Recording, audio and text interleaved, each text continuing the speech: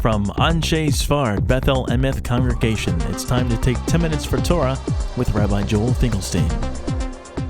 Welcome to our discussion of Parshat Masei, the 3 books of life.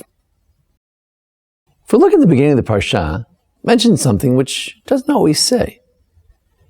It's sort of a travel log of the Jews in the desert, the 42 stops where they were during the 40 years, mostly during the first couple of years, last year. It's interesting to note what the highlights are. But it says, Vayichtov Moshe et motzaihem l'maseihem al pi Hashem, that Moshe wrote down these various travels. This travel log was written down by Moshe.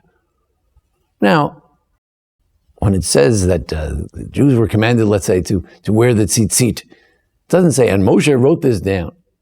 When it says that the Shema, it doesn't say, and Moshe wrote this down. It says, we should write it down on our mezuzah, but it doesn't say Moshe wrote it down. Obviously, the Torah is not going to, over and again, in every single place, write that Moshe wrote it down. At the end of the Torah, it says that Moshe wrote it. Why suddenly over here did Moshe write it? So Rav Mordechai Gifter, of blessed memory, the head of the Talmud Yeshiva, he said, let's look at the Gemara in Baba Basra. The Gemara in Baba Basra, 14b, Yudalad Beis, says that Moshe Kasaf Sifro, Moshe wrote his book, Uparshas Bilam v'Iyov. He wrote his book, and he wrote Bilam, after all, the blessings of Bilam were not really part of the Torah, we put it back in. And maybe there were some other stories about Bilam that are written somewhere else. Some explain. And Iyov, this is according to the theory that Moshe was Iyov, or Moshe wrote the book of Iyov. And he also wrote his book. So most people would say, what's Moshe's book? Everybody knows. The 5 books of Moses. Torah's Moshe, as it says in Malachi. But Rav Gifter says, perhaps we can suggest something else.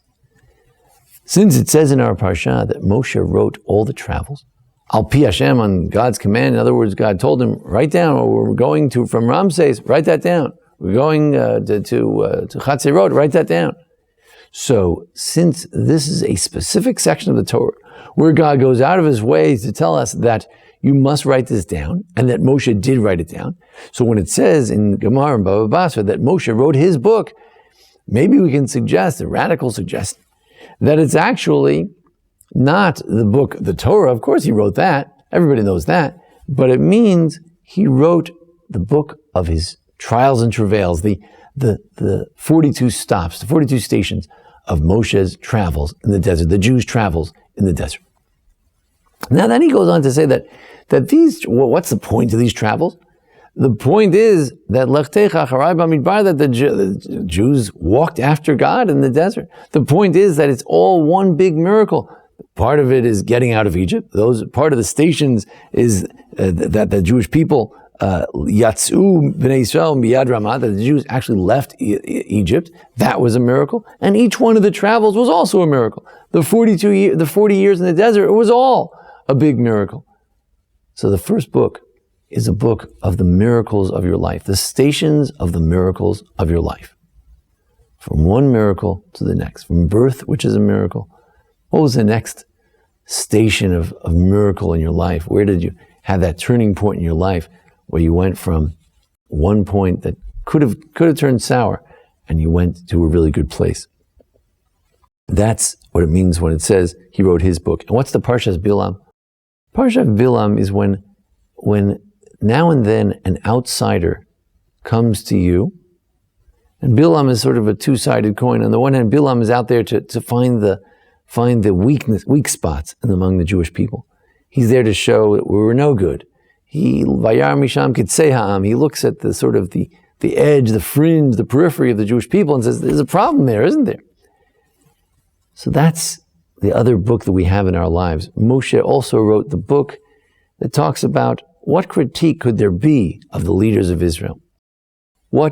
Looking at it objectively from the outside, what are some of the problems, some of the challenges that you have, Moshe? We have to look at ourselves more honestly. We can't just have this miraculous view of everything's great and all these great things happen in life. We have to be able to look at things more critically. And there's another element to this second book, the book of Bilam. In the end, Bilam didn't curse. He didn't criticize. Bilam blessed.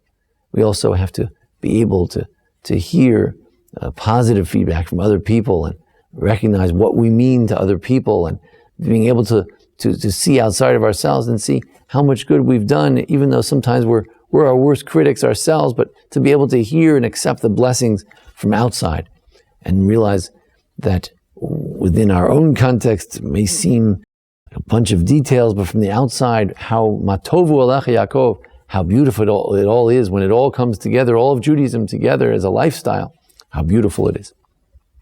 And finally, he wrote the book of Iyov.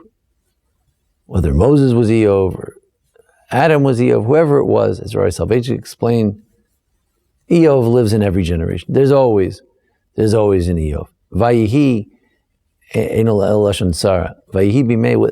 Whenever the Torah tells a story, there's always some tsaras attached to it, because that's the nature of life. The nature of life is there's always some anguish with every day, with every stage of life.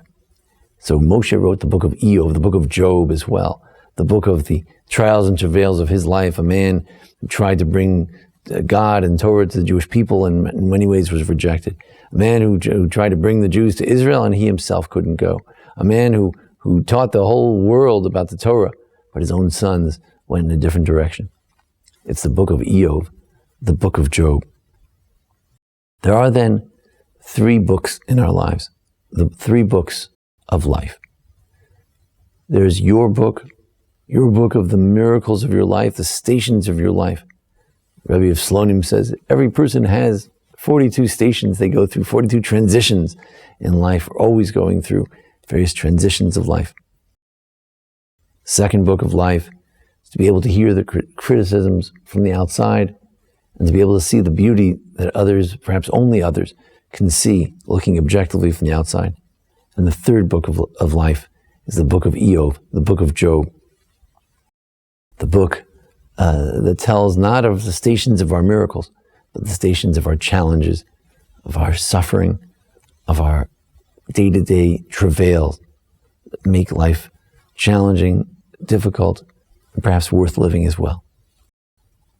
These times, we're looking at the difficulties of being faced by the people of Israel and the land of Israel during this protective edge operation in Gaza, looking at people having to live very much the book of Iyov, the book of suffering, of having to dodge the bullets, of having to send your boys out into Gaza and read the newspapers each day of the casualties.